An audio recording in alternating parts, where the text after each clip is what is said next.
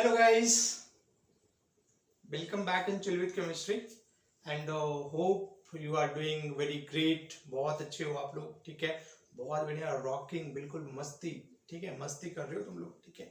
So guys, आज हम लोग बहुत ही एक इम्पॉर्टेंट टॉपिक पढ़ने जा रहे हैं, ठीक है, hybridisation of organic compound, hybridisation of organic molecules, ठीक है।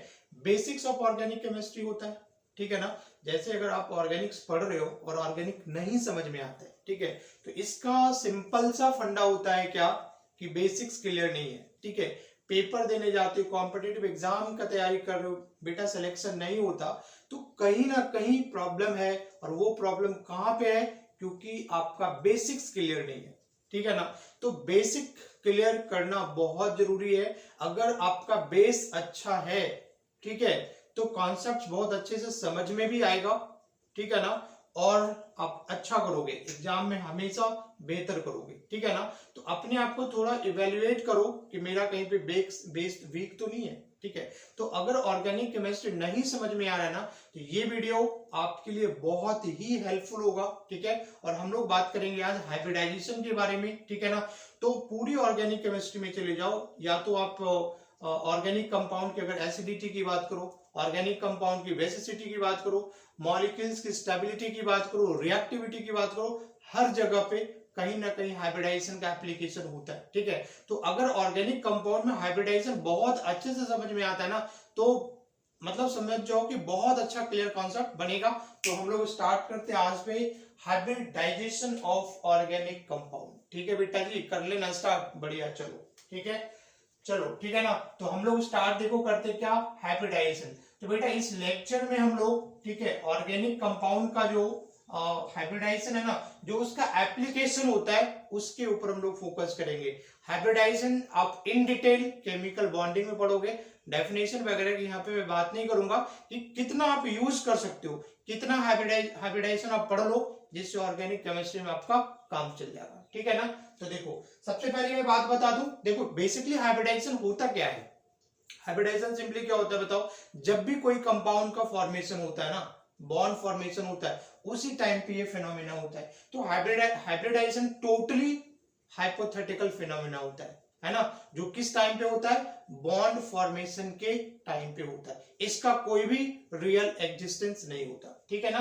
तो बेटा यहाँ पे देखो, जो ऑर्गेनिक में हमें पढ़ना है ना, बेसिकली देखो sp3 हाइब्रिडाइजेशन पढ़ना होता है, sp2 पढ़ना होता है और ये sp पढ़ना होता है। ये तीन हाइब्रिडाइजेशन पढ़ लोगे ना, पूरी ऑर्गेनिक केमिस्ट्री में मैं बता दूं कि एक बोर्ड जो स्कूल लेवल है, स्कूल लेवल से जेईई एडवांस तक जाओगे ना, तो इसी तीन हाइब्रिडाइजेशन का एप्लीकेशन आता है, इससे ज्यादा का एप्लीकेशन नहीं आता। तो आपको क्या करना है बताओ, इसी को फोकस करना है। तो मैं, है ना, थोड़ा थोड़ा मैं ब्रीफ दे देता हूँ कि sp3 कैसे होता है, sp2 कैसे होता है, sp कैसे होता है, फिर हम लोग फाइंड करने सिखाएंगे कि कैसे आप, है ना, फटाफट आराम से हाइब्रिडाइजेशन फाइंड कर सकते हो, ठीक है। तो बेटा यहाँ पे देख, सबसे पहले अगर मैं sp3 हाइब्रिडाइजेशन की बात करूं, ठीक है, sp3 हाइब्रिडाइजेशन की बात करूं ना, तो देखो यहाँ पे क्या है, sp3 में देखो देख करके पता चलेगा, यहाँ पे एक S है और 3 P है, दिख रहा है क्या, एक S और 3 P। इसका मतलब क्या हो गया कि जो sp3 हाइब्रिड ऑर्बिटल कब मिलता है,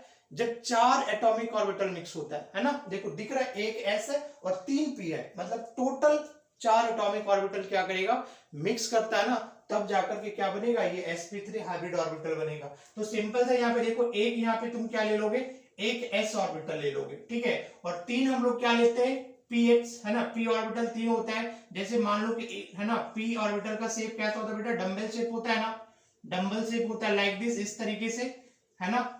एक हो गया तुम्हारा क्या, px, एक हो गया py और दूसरा क्या हो गया pz। अब ये 4 एटॉमिक ऑर्बिटल क्या करता है, मिक्स करता है, ठीक है ना।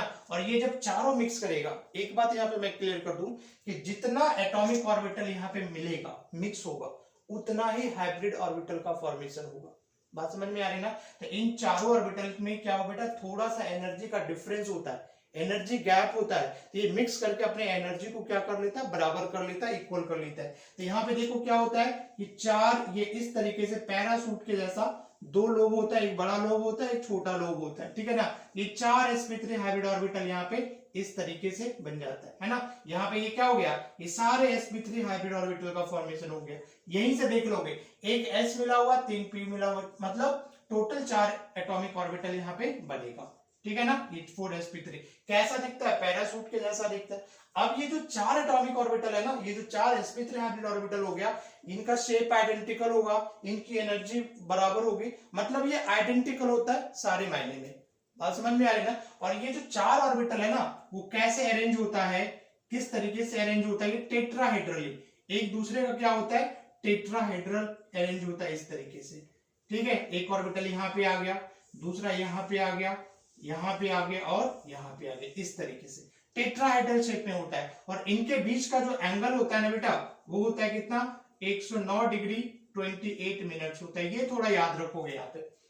तो sp3 वाले में क्या याद रखोगे कि शेप इसका क्या होता है, शेप होता है इसका टेट्राहेड्रल, ठीक है।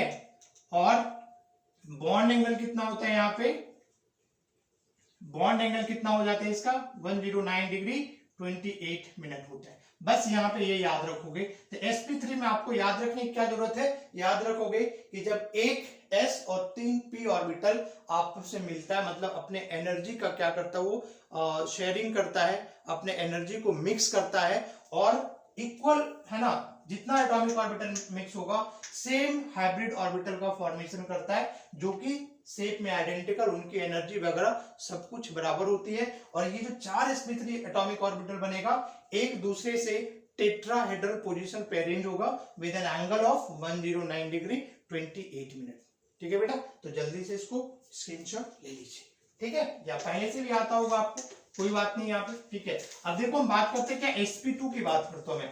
तो sp2 देखो नाम में है, एक s और 2 p, ठीक है। sp2 हाइब्रिडाइजेशन, HBD शॉर्ट में मैं लिख देता हूं। यहाँ पे सिंपल सी बात, देखो एक s लोगे, ठीक है, और 2 p ऑर्बिटल मिला होगा इस तरीके से, है ना। और ये तुम्हारा हो गया z, ये हो गया px, ये हो गया py, ये हो गया pz। तो यहाँ पे कितने एटॉमिक ऑर्बिटल मिल रहा है, एक s मिल रहा है और बाकी 2 p मिल रहा है, ठीक है। तो टोटल कितने एटॉमिक ऑर्बिटल मिल गए, 3, 1 2 3। यहाँ पे क्या बनेगा बताओ, 3 sp2 हाइब्रिड ऑर्बिटल का फॉर्मेशन करेगा इस तरीके से, ठीक है बेटे। ये 3 क्या हो गया बताओ, sp2 हाइब्रिड ऑर्बिटल बन गया। अब ये देखो, ये जो तीनों sp2 हाइब्रिड ऑर्बिटल है, वो क्या होगा ना, ट्रायंगुलर शेप के ऊपर, ठीक है ना, इस तरीके से वो अरेंज होगा एक दूसरे से। बात समझ में आ रही है, इस तरीके से। और इनके बीच का जो एंगल होता है ना, वो 120 डिग्री होता है। इसमें क्या याद रखोगे, इसका जो शेप है वो क्या होगा, ट्रायंगुलर बोलोगे, नहीं तो ट्राइगोनल प्लैनर बोलोगे, ट्राइगोनल प्लैनर, ठीक है बेटा। और इनका जो बॉन्ड एंगल होता है, बॉन्ड एंगल कितना हो गया, 120 डिग्री, इसका क्या होता है, बॉन्ड एंगल होता है। बात समझ में आ रही है, इसका बॉन्ड एंगल कितना हो गया बेटा, इससे याद क्या रखोगे, बॉन्ड एंगल कितना होता है, 120 डिग्री होता है, ये याद रखोगे, क्लियर है ना। उसके बाद आता है यहाँ पे क्या, sp हाइब्रिडाइजेशन, ठीक है ना, sp हाइब्रिडाइजेशन। तो देखो sp हाइब्रिडाइजेशन में क्या होता है, sp हाइब्रिडाइजेशन में क्या होता है, देखो यहाँ पे एक है ना, एक s और एक p, sp हाइब्रिडाइजेशन में, ठीक है। तो यहाँ पे एक क्या ले लोगे, s ऑर्बिटल लोगे, और 3 क्या लोगे यहाँ, है ना, एक क्या लोगे, ये py हो गया, और इस तरीके से अपन बना दे, ये हो गया आपका pz, ये हो गया py, ये हो गया px। तो यहाँ पे सिर्फ और सिर्फ कितना ऑर्बिटल मिल रहा है बताओ, ये सिर्फ और सिर्फ 2 ऑर्बिटल मिल रहा है। यहाँ पे कितने एटॉमिक ऑर्बिटल मिल गए, 2। तो कितने हाइब्रिड ऑर्बिटल बनेगा, 2 sp2 हाइब्रिड ऑर्बिटल का फॉर्मेशन करेगा। ये 2 पैराशूट आपको दिख रहा है, ये तुम्हारा क्या होगा, sp, ठीक है।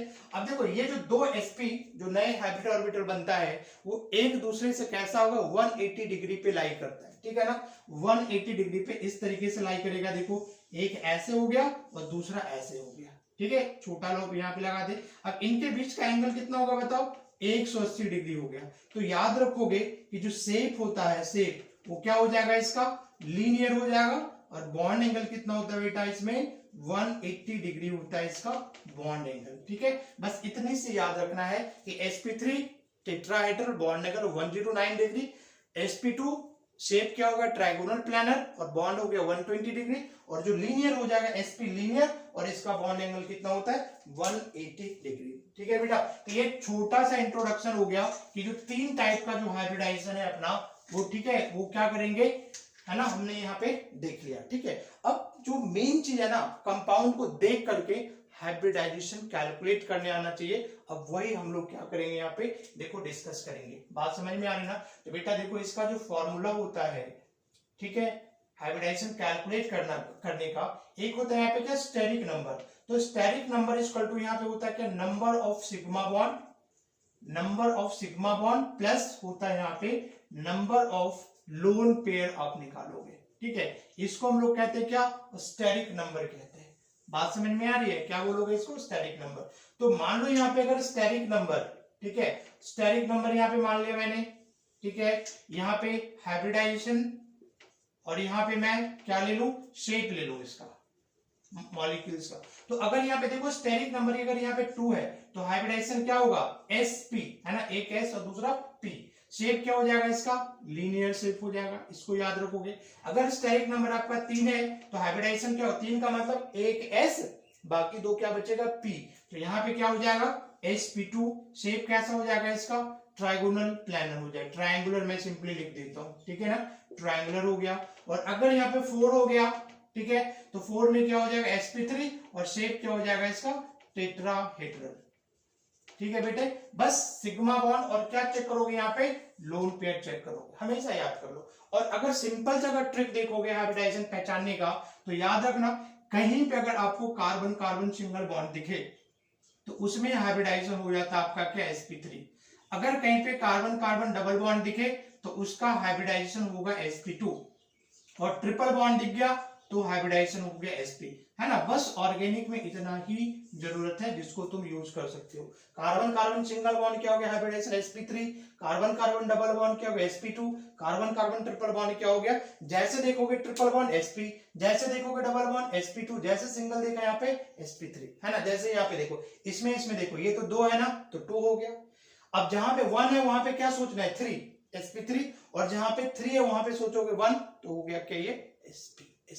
ठीक है, 1 है तो 3, sp3, 2 तो है ही, जैसे यहाँ 2 है तो 2 है यहाँ पे sp2, यहाँ पे 3 है तो यहाँ पे क्या हो गया, sp। ठीक है, अब फटाफट मैं इसको मिटा दूं। ठीक है, अब इसमें देखो हम लोग हाइब्रिडाइजेशन देखते हैं, कंपाउंड डिफरेंट कंपाउंड में लिखूंगे यहाँ पे, और आप बना करके देखना उसको। ठीक है बेटा, चलो देखते हैं यहाँ पे, बात समझ में आ रही ना। क्या कैलकुलेट करना, सिग्मा बॉन्ड देखना है, बस इससे ज्यादा और कुछ नहीं हम लोग देखेंगे। ठीक है, जैसे देखो हमने यहाँ पे लिख लिया क्या, CH4 लिख लिया। देखो एकदम सिंपल कंपाउंड CH4 है ना, तो CH4 को तुम ओपन करके कैसे लिखते हो बताओ, कैसे लिखते हो, इसी तरीके से लिखते हो ना। ठीक है, अब कहीं पे भी एक बॉन्ड दिख रहा है इसका मतलब क्या होता है, वो सिग्मा बॉन्ड होता है। तो यहाँ पे टोटल सिग्मा बॉन्ड कितना हो गया, 1 2 3 4, तो 4 सिग्मा बॉन्ड हो गया ना। तो 4 सिग्मा बॉन्ड का मतलब स्टेरिक नंबर अपना हो गया 4, और 4 का मतलब क्या हो गया, एक तो स्टार्ट करोगे S से, बाकी क्या बच रहा है, 3 P बच रहा है, तो इसका हाइब्रिडाइजेशन क्या हो जाएगा बेटा, sp3 हो जाएगा। ठीक है, देखो दूसरा हमने क्या ले लिया, यहाँ पे देखो C2H6 ऑर्गेनिक कंपाउंड है, C2H6। ठीक है, तो C2H6 क्या है बता, 2 कार्बन है ना, तो ये 2 कार्बन बना लिया। 4 वैलेंसी दिखाना होता है तो 3 इसके साथ हाइड्रोजन आएगा। इस तरीके से ना समझ में आए तो ओपन कर लेना है, यहाँ पे इस तरीके से ओपन कर लो। ठीक है, एकदम बेसिक स्टार्ट कर लिया। ठीक है, आप देखो यहाँ पे भी इस कार्बन के पास 4 बॉन्ड दिख रहा है, 1 2 3 4, तो इसका भी हाइब्रिडाइजेशन क्या हो गया बेटा, sp3, और इसका भी क्या दिख गया अपना, sp3 दिख गया। बात समझ में आ रही है ना। देखो दूसरा एग्जांपल अगर मैं ले लिया C2H4 का, इथीन है ये, इथीन। ठीक है, तो कैसे बनता है इथीन का स्ट्रक्चर, देखो क्या होगा, कार्बन कार्बन डबल बॉन्ड, यहाँ पे 2 हाइड्रोजन, यहाँ पे 2 हाइड्रोजन, यहाँ पे 2 हाइड्रोजन हो गया, और यहाँ पे 2 हाइड्रोजन हो गया। ठीक है, तो अभी देखो यहाँ पे टोटल सिग्मा बॉन्ड हमें काउंट करना है इस कार्बन के लिए। तो देखो यहाँ पे 2 बॉन्ड है ना, तो 2 बॉन्ड का मतलब याद रखोगे, एक बॉन्ड होता है सिग्मा, एक होता है पाई। क्लियर है, सिग्मा और पाई बॉन्ड आता होगा आपको। तो जहां पे भी डबल बॉन्ड होगा एक सिग्मा एक पाई, है ना, तो यहाँ पे एक सिग्मा हो गया, दो तीन, तो यहाँ पे टोटल 3 सिग्मा बॉन्ड है, इसका मतलब क्या हो गया sp2, यहाँ पे भी 3 है, इसका मतलब ये हो गया sp2। ठीक है, दूसरी बात मैंने क्या बताया कि जैसे आप देखोगे डबल बॉन्ड है, तो जैसे ये डबल बॉन्डेड कार्बन है, इसकी हाइब्रिडाइजेशन क्या होगी sp2 और इसकी भी हाइब्रिडाइजेशन क्या होगी sp2। उतना चेक करने की जरूरत ही नहीं है। ठीक है, जैसे मान लो मैंने ये लिख दिया, देखो C ट्रिपल बॉन्ड C, यहाँ पे H और यहाँ पे H, तो जैसे देखिए यहाँ पे कार्बन कार्बन ट्रिपल बॉन्ड है, तो इसकी हाइब्रिडाइजेशन क्या होगी sp और इसकी भी क्या हो जाएगी sp। आई होप कि समझ में आ रहा होगा। ठीक है ना, जैसे देखो कुछ और अगर कंपाउंड में ले लो इस तरीके से, ठीक है, इसको पहले मैं मिटाता हूं। ठीक है बेटा, तो हाइब्रिडाइजेशन समझ में आना सबसे पहले बहुत जरूरी है। ठीक है, ओके जी। अब जैसे देखो एक कंपाउंड मैंने ले लिया C डबल बॉन्ड O। ठीक है, सारे कार्बन की आप हाइब्रिडाइजेशन बताओ, इसमें सारे की हाइब्रिडाइजेशन, तो देखो सबका क्या हो जाएगा। देखो अब ये कार्बन है, बस दिख रहा है यहाँ पे क्या सिंगल बॉन्ड दिख रहा है ना, तो इस कार्बन की हाइब्रिडाइजेशन हो जाएगा क्या sp3, इसका भी क्या हो जाएगा sp3, ये कार्बन देखो डबल बॉन्ड है ना यहाँ पे, तो इसका क्या हो जाएगा बताओ sp2। अब इस ऑक्सीजन की अगर मैं बात करूं तो बेटा देखो ऑक्सीजन पे हमेशा 2 लोन पेयर इलेक्ट्रॉन होता है, तो क्या निकालोगे, स्टेरिक नंबर निकालोगे ना, तो यहाँ पे देखो एक सिग्मा बॉन्ड और 2 लोन पेयर, तो sigma bond plus lone pair निकालोगे तो 3 आ गया, मतलब इस ऑक्सीजन का भी हाइब्रिडाइजेशन क्या हो गया sp2। तो क्वेश्चन आ सकता है कि हाइब्रिडाइजेशन ऑफ ऑल एटम, ठीक है, ऑप्शन बना रहेगा उसके हिसाब से कर लोगे। जैसे देखो हमने यहाँ पे CH3 और Cn ले लिया, मिथाइल नाइट्राइड, इसमें कहता है ना सारे एटम की हाइब्रिडाइजेशन बताओ या सिर्फ कार्बन की हाइब्रिडाइजेशन बताओ, तो सबसे पहले आप ओपन करके लिख लो CH3। इस कार्बन और नाइट्रोजन के बीच ऑलवेज क्या होता है, ट्रिपल बॉन्ड होता है बेटा। ठीक है, देखो यहाँ सिंगल बॉन्ड दिख रहा है ना, ये हो गया आपका sp3, ये देखो ट्रिपल बॉन्ड दिख रहा है, इसका क्या हो जाएगा sp हाइब्रिडाइजेशन, बाकी कुछ करने की जरूरत ही नहीं है। बात समझ में आ रही है। देखो एक ही कंपाउंड में अगर मैंने ले लिया यहाँ पे CH3 CH double bond CH, फिर हमने ले लिया CH2, फिर हमने लिया C ट्रिपल बॉन्ड CH। ठीक है, सारे कार्बन की आप इसमें हाइब्रिडाइजेशन बताओ। ये देखो ये कार्बन क्या सिंगल बॉन्ड दिख रहा है बेटा, तो इसका हाइब्रिडाइजेशन हो जाएगा sp3। ये कार्बन डबल बॉन्ड दिख रहा है, तो इसका हाइब्रिडाइजेशन होगा sp2, इसका क्या हो जाएगा sp2, इसका क्या होएगा sp3, इसका क्या हो जाएगा sp, और ये भी क्या हो जाएगा sp। क्लियर है, बोलो, बात समझ में आ रही है। देखो हमने ये लिया CH2 double bond C double bond CH2, सारे कार्बन की हाइब्रिडाइजेशन बताओ इसमें। ठीक है, तो देखो पहली बात मैं यहाँ पे बता दूं, ये कार्बन डबल बॉन्ड से जुड़ा हुआ है ना, तो इसका हो गया क्या sp2। अब देखो इस कार्बन में प्रॉब्लम क्या है, प्रॉब्लम क्या है इसका, इस कार्बन का प्रॉब्लम क्या है, इधर भी डबल बॉन्ड इधर भी डबल बॉन्ड है। ठीक है, तो टोटल सिग्मा बॉन्ड देख लो, इस कार्बन के लिए एक सिग्मा बॉन्ड यहाँ पे है, इस कार्बन के लिए एक सिग्मा बॉन्ड यहाँ पे है, तो टोटल सिग्मा बॉन्ड कितने हो गए, 2 ना, इसका मतलब इसका हाइब्रिडाइजेशन क्या हो जाएगा sp2 sp। ठीक है, और इसका देखो सिर्फ इधर ही डबल बॉन्ड दिख रहा है ना, तो इसका हो जाएगा क्या sp2 हाइब्रिडाइजेशन। ठीक है, और बेटा इस कंपाउंड को हम लोग क्या कहते हैं, एलीन कहते हैं। ठीक है, एलीन कहते हैं। बात समझ में आ रही है। अब इसको मिटाता हूं।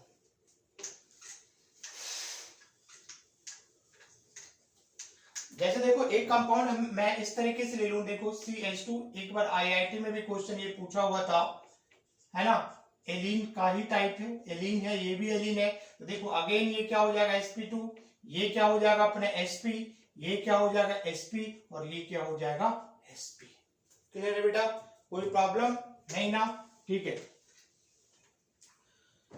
हमने देखो यहाँ पे बेंजीन लिख दिया, बेंजीन लिखा, ठीक है, ये बेंजीन लिख दिया, इसमें देखो बेंजीन है, ये बेंजीन है ना। अब सारे कार्बन देखो क्या है, डबल बॉन्ड से अटैच्ड है, तो यहाँ पे ये कार्बन भी क्या हो जाएगा sp2, ये कार्बन भी क्या होगा sp2, ये भी कार्बन क्या होगा sp2, मतलब सारे जो कार्बन है वो sp2 हाइब्रिडाइज होगा किस केस में, बेंजीन वाले केस में। कहीं कोई प्रॉब्लम नहीं थी। देखो हमने यहाँ पे लिख दिया CH2 double bond C CH3 here CH2, oxygen इस तरीके से बना दिया,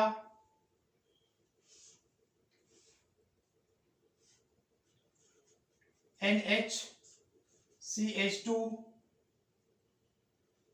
डबल बॉन्ड CH2 इस तरीके से मतलब कुछ भी यहाँ पे बना दो कंपाउंड, ऑर्गेनिक कंपाउंड। तो अब देखो यहाँ पे हाइब्रिडेशन क्या हो जाएगा इसका, जरा बताओ। इसका क्या हो जाएगा अपना sp2 हो गया बेटा। इसका देखो, इस वाले में देखो कितने बॉन्ड बना रखा है बताओ, इस कार्बन का ये डबल बॉन्ड दिख गया ना, इसका मतलब ये भी क्या हो जाएगा अपना sp2। यहाँ पे क्या है, सारे सिंगल है ना, ये हो गया sp3, ये भी सब रिंग है तो क्या हो जाएगा sp3। इस ऑक्सीजन पे देखो दो लोन पेयर है और ये दो सिग्मा बॉन्ड है, मतलब इस ऑक्सीजन का क्या हो जाएगा sp3। ये नाइट्रोजन का भी देखो कितना बॉन्ड है यहाँ पे, एक सिग्मा बॉन्ड, दो सिग्मा बॉन्ड, एक हाइड्रोजन के साथ सिग्मा बॉन्ड और एक इसके पास लोन पेयर होता है ना, ये भी अपना क्या हो जाएगा sp3। ये देखो हो गया sp2 और ये भी क्या हो गया sp2। तो इस तरीके से आप क्या करोगे, हाइब्रिडाइजेशन चेक कर लोगे बड़े आराम से, है ना। अब मिटा दो इसको, वेरी गुड। हमने देखो कंपाउंड ले लिया क्या, CH3CH2 ले लिया। अब मैं बोलूं बेटा बताओ दोनों कार्बन की हाइब्रिडेशन बताओ, तो क्या करोगे, ओपन करके लिखोगे CH3 C double bond OH, ऐसे लिख लिया।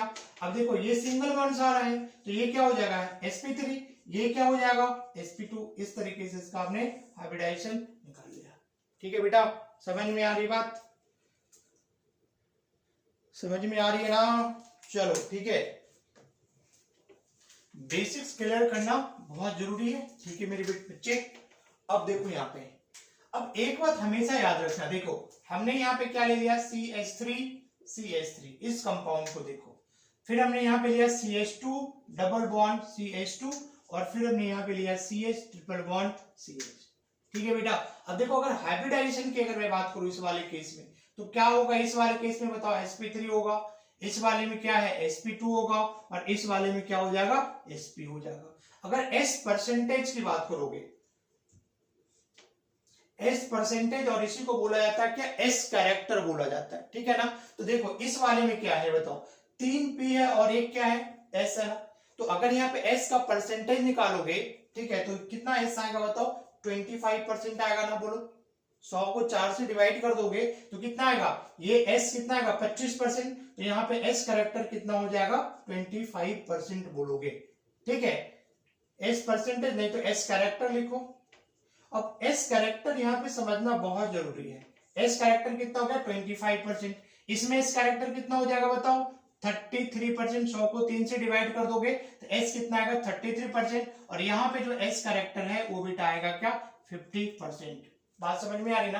तो अगर s कैरेक्टर की अगर बात करोगे, ठीक है ना, अगर मैं s परसेंटेज की बात करूं तो सबसे ज्यादा किसका होगा sp में आ रहा है, फिर किसका होगा sp2 में आ रहा है, फिर किसका आएगा sp3 में आएगा। सबसे ज्यादा जो s परसेंटेज होगा बेटा वो किस में हो जाएगा sp हाइब्रिडाइज्ड ऑर्बिटल में हो जाएगा। ठीक है, अब देखो यहाँ पे एक बात याद रखना कि अगर कहीं पे इफ s परसेंटेज अगर बढ़ता है, s परसेंटेज बढ़ेगा तो उसका इलेक्ट्रोनेगेटिविटी भी क्या होगी, बढ़ेगी। इस बात को जरा ध्यान देना, बात समझ में आ रही है ना। s कैरेक्टर अगर बढ़ गया मतलब उसकी इलेक्ट्रोनेगेटिविटी बढ़ जाएगी। जरा समझो यहाँ पे, मान लो कि किसी एटम में जाते हो तो ये आपका न्यूक्लियस हो गया, ये तुम्हारा एटम है, तो किसी भी एटम में अगर जाओगे ना तो पहले कौन आता है बताओ, किसी भी सेल में जाओगे तो पहले तुमको मिलेगा s ऑर्बिटल मिलेगा, उसके बाद कौन मिलता है बताओ p ऑर्बिटल, फिर क्या मिलेगा d और फिर f, ऐसे ही चलोगे ना। किसी भी सेल में जाओगे पहले s आएगा उसके बाद p आएगा। मान लो कि हम तीसरे सेल में चलेंगे, पहले 3s आएगा देन 3p आएगा। मेरा कहने का मतलब है किसी भी सेल में जाओगे ना तो पहले आपको कौन मिलेगा s ऑर्बिटल मिलेगा, उसके बाद p मिलेगा। अब देखो इसका मतलब क्या हो गया कि किसी भी सेल में अगर जाओगे तो s ऑर्बिटल हमेशा क्या होता है न्यूक्लियस के पास होता है। s orbital is closer to the nucleus, समझ में आ रही ना। और न्यूक्लियस की टेंडेंसी क्या होती है बताओ, इलेक्ट्रॉन विड्रॉ करने की टेंडेंसी होती है, और इलेक्ट्रॉन विड्रॉ करने की टेंडेंसी को ही हम लोग बेटा इलेक्ट्रोनेगेटिविटी कहते हैं। क्या मेरी बात समझ में आ रही है ना। तो न्यूक्लियस में इलेक्ट्रॉन खींचने की टेंडेंसी होती है, समझ में आ रहा ना। तो उसके पास जो भी ऑर्बिटल उससे क्लोज रहेगा ना उसमें भी ये कैरेक्टर आ जाएगा कि इलेक्ट्रॉन खींचने की टेंडेंसी हो जाती है। बात समझ में आ रहा ना। वो कहावत आपने सुना ना कि अगर तुम पॉकेट मार के साथ रहोगे तो क्या पॉकेट मारी सीखोगे, और हम जैसे लोगों के साथ में रहोगे तो अच्छी अच्छी बातें सीखोगे, है ना। तो संगति का गुण होता है ना, संगति का असर होता है ना कि जैसी आपकी संगति है वैसे ही सीखोगे, अच्छे लोगों के साथ अच्छी बातें सीखोगे। और अगर पॉकेट मारे पिक पॉकेट्स के साथ रहोगे तो पिक पॉकेट की ट्रिक सीखोगे, कैसे पिक पॉकेट हम लोग करेंगे। ठीक है, तो ऑलवेज रिमेंबर कि एस ऑर्बिटल न्यूक्लियस की ज्यादा पास है, ठीक है ना। तो इसमें इलेक्ट्रॉन खींचने की टेंडेंसी, एस ऑर्बिटल में इलेक्ट्रॉन खींचने की टेंडेंसी पी ऑर्बिटल से ज्यादा होगा, पी ऑर्बिटल में इलेक्ट्रॉन खींचने की टेंडेंसी डी ऑर्बिटल से ज्यादा होगा। क्या मेरी बात समझ में आ रही ना। तो जहां पे भी एस कैरेक्टर ज्यादा हो जाएगा उसकी इलेक्ट्रोनेगेटिविटी बेटा ज्यादा हो जाएगा। तो यहां पे तुम क्या याद रखोगे कि अगर इलेक्ट्रोनेगेटिविटी की बात मैं करूं तो sp हाइब्रिडाइज्ड कार्बन, ऐसे लिखा मैंने spc मतलब sp hybridised carbon atom is more electronegative than क्या sp2 कार्बन, ठीक है। And sp2 carbon is more electronegative than sp3 carbon. बहुत इंपॉर्टेंट है और इसका बहुत भयानक एप्लीकेशन आएगा जब ऑर्गेनिक में अंदर घुस के पढ़ोगे। तब जब घुसोगे ना इसका हर जगह यूज जाएगा कि जैसे देखा कि अच्छा ये sp कार्बन है, this carbon is more electronegative than this carbon, इस कार्बन के इलेक्ट्रॉन खींचने की टेंडेंसी इस कार्बन से ज्यादा होगा और इस कार्बन के इलेक्ट्रॉन खींचने की टेंडेंसी इस कार्बन से ज्यादा होगा। तो अभी का अभी हाथ का हाथ याद कर लो कि sp carbon is more electronegative. ये ऑर्डर आपका क्या हो गया, इलेक्ट्रोनेगेटिविटी का ऑर्डर हो गया। इलेक्ट्रॉन खींचने की टेंडेंसी सबसे ज्यादा किस में होगी, sp हाइब्रिडाइज्ड कार्बन में, है ना। s कैरेक्टर बढ़ गया मतलब s ऑर्बिटल, मतलब जो s ऑर्बिटल है उसका अमाउंट ज्यादा होगा। s ऑर्बिटल न्यूक्लियस के ज्यादा पास होता है और न्यूक्लियस के पास है तो वो क्या सीखेगा, न्यूक्लियस से इलेक्ट्रॉन खींचने की टेंडेंसी को सीखेगा। क्लियर हो गया ना। चलो ठीक है, तो फटाफट याद ही कर लो sp3 कार्बन और sp2 कार्बन और sp कार्बन। सबसे ज्यादा इलेक्ट्रोनेगेटिव कौन होगा बताओ, कौन हो जाएगा, कौन हो जाएगा, sp कार्बन वाला। कहीं कोई प्रॉब्लम नहीं ना जी। चलो ठीक है, अब देखो यहाँ पे अगेन मैं यहाँ पे सेम एग्जांपल ले लिया। देखो CH3 CH3 then CH2 double bond CH2 और फिर हमने CH ट्रिपल बॉन्ड CH ले लिया। ठीक है बेटा, ठीक है। अगर यहाँ पे देखो कार्बन कार्बन की अगर बॉन्ड लेंथ की बात करोगे, किसकी बात करोगे, बॉन्ड लेंथ की बात करोगे, है ना, तो किसकी बॉन्ड लेंथ ज्यादा होती है। ठीक है, अब जहां देखो जिसमें S कैरेक्टर ज्यादा होता है, इस वाले में S कैरेक्टर ज्यादा होता है, S पे 50% है। अब S ऑर्बिटल की साइज छोटी होती है एज कंपेयर टू क्या, P ऑर्बिटल से। तो जब S ऑर्बिटल की साइज छोटी होती है तो उसका जो बॉन्ड लेंथ होगा बेटा वो भी क्या हो जाएगा, छोटा होगा, नहीं होगा, बोलो छोटा होगा ना। तो अगर बॉन्ड की अगर साइज की बात करोगे तो सबसे ज्यादा किसका हो जाएगा बताओ, याद रखना यहाँ पे कार्बन कार्बन सिंगल बॉन्ड की होगी, फिर डबल बॉन्ड की होगी और फिर कार्बन कार्बन ट्रिपल बॉन्ड की होगी। कहां से चेक करोगे, हाइब्रिडाइजेशन से चेक करोगे कि अगर sp आ गया उसका बॉन्ड लेंथ छोटा होगा, ठीक है, क्योंकि s कैरेक्टर ज्यादा है। sp3 में क्या, p कैरेक्टर ज्यादा है, मतलब p का अमाउंट ज्यादा है उसमें, और p ऑर्बिटल की साइज क्या होती है, s ऑर्बिटल से ज्यादा बड़ी होती है, इसलिए जो बॉन्ड लेंथ है वो हमेशा किसका बड़ा होगा बताओ, इस कार्बन का होगा। कार्बन कार्बन सिंगल बॉन्ड की बॉन्ड लेंथ सबसे बड़ी होगी, फिर डबल बॉन्ड की होगी, फिर ट्रिपल बॉन्ड की होगी। अगर बेटा यहाँ पे बॉन्ड एनर्जी की अगर बात करोगे, बॉन्ड एनर्जी की मैं बात करूं, ठीक है, देखो जितना छोटा बॉन्ड लेंथ उतना स्ट्रॉन्गर बॉन्ड होता है। ठीक है, जैसे देखो अगर मैं एक एग्जांपल बोलूं कि ये मार्कर है ना, ये मार्कर की साइज बड़ी है और इसकी कैप है, इसकी साइज छोटी है, मैं बोलूं किसको हम आसानी से तोड़ सकते हैं, किस बॉन्ड को आसानी से तोड़ सकते हैं, तो इसको देखो तुम तोड़ सकते हो बट इसको तोड़ नहीं सकते। अपना पेन निकालो, ठीक है, पेन को तोड़ने की कोशिश करो और उसका जो कैप है ना उसको तोड़ने की कोशिश करो। देखो कैप आसानी से नहीं टूटेगा बट पेन को तुम आराम से तोड़ सकते हो। तो क्या याद रखोगे, जितना छोटा होता है ना उतना स्ट्रांग होता है। अगर देखो किसी का हाइट बहुत ज्यादा लंबी हो जाती है तो जैसे जैसे उम्र होता है ना वो पता है वो धीरे धीरे टेढ़ा होता जाता है, टेढ़ा होता जाता है। क्यों, क्योंकि उसकी बॉन्ड लेंथ ज्यादा है, ठीक है, और जब बॉन्ड लेंथ ज्यादा होता है तो वो वीकर बॉन्ड होता है, वीक होता है। लेकिन जिसकी हाइट शॉर्ट होती है ना, बुढ़ापे में भी देखो मेरे जैसा तन के यूं खड़ा रहेगा, ऐसे ऐसे तन के खड़ा होगा, उसकी बॉन्ड लेंथ यूं नहीं झुकेगी, वो सीधा है, क्योंकि शॉर्ट बॉन्ड लेंथ है ना वो स्ट्रांग होता है। बात समझ में आ रही है, तो एकदम माइंड मेकअप कर लो। तो जो भी जिसकी हाइट छोटी है ना चिल मारो, क्योंकि बुढ़ापा में टेढ़ा नहीं होगा। जिसकी हाइट लंबी है ना वो बुढ़ापे में क्या हो जाएगा, यूं कर्व हो जाएगा, क्योंकि उनकी जो बॉन्ड लेंथ ज्यादा है ना तो वो क्या हो, वीकर बॉन्ड होता है। क्लियर है ना यहाँ पे। तो देखो सबसे ये छोटा है, मोटा है, ठीक है, सबसे स्ट्रॉन्ग बॉन्ड हो गया ये। फिर किसका आएगा, इसका, और सबसे कम जो बॉन्ड एनर्जी होगी है ना। वैसे भी सोचो बेटा, बॉन्ड एनर्जी का मतलब क्या, बॉन्ड को तोड़ने में जो हमको एनर्जी देना पड़ेगा। यहाँ पे एक बॉन्ड को तोड़ना है, यहाँ पे 2 बॉन्ड को तोड़ना है, यहाँ पे 3 बॉन्ड को तोड़ना है। तो सबसे ज्यादा एनर्जी किसको देना पड़ेगा? 3 वाले बॉन्ड को देना पड़ेगा ना। 1 से तो हम आसानी से निपट लेंगे, 2 से थोड़ा मुश्किल हो जाएगा, 3 से थोड़ा आसानी से। जैसे मान लो तुम किसी से लड़ाई करने जा रहे हो, अगर एक बंदा है तब तो उसको देख रहा हो चलना, एक हम देख लेंगे, बट 2 हो गया तो थोड़ा डर हो गया, अरे भाई 2 से निपटना पड़ेगा। अगर 3 आ गया फिर और डरोगे, अरे 3 से निपटना पड़ेगा। तो 3 से निपटने के लिए तुमको ज्यादा ताकत लगाना पड़ेगा ना उसको तोड़ने के लिए, बोलो। तो यहाँ पे 3 बॉन्ड को तोड़ना है तो बाहर से उतना ज्यादा एनर्जी भी देना पड़ेगा, ठीक है। तो ये देखो बिल्कुल इंपॉर्टेंट है, इसको बहुत अच्छे से याद रखोगे, ठीक है ना। बॉन्ड लेंथ हो गया, बॉन्ड एनर्जी हो गया, और इलेक्ट्रोनेगेटिविटी, ठीक है, बहुत अच्छे से याद रखोगे। sp carbon is more electronegative than sp2 carbon and more electronegative than sp3 carbon. बहुत इंपॉर्टेंट है, अच्छे से याद रखोगे, ठीक है। तो हाइब्रिडाइजेशन बहुत अच्छे से समझ में आ रहा है ना आपको, ठीक है। तो हाइब्रिडाइजेशन निकालना बहुत इंपॉर्टेंट है। इस वीडियो को थोड़ा सा आप घर पे थोड़ा अच्छे से प्रैक्टिस करो, ठीक है ना। और हम लोग बहुत जल्द ही नेक्स्ट वीडियो पे मिलते हैं, ठीक है ना। नेक्स्ट वीडियो में मिलते हैं। और अगर आप मेरे चैनल पे बेटा अगर न्यू हो ना तो प्लीज सब्सक्राइब करना मत भूलना, ठीक है ना। और लाइक भी कर सकते हो, ठीक है ना। मिलते हैं नेक्स्ट वीडियो में, बाय, टेक केयर।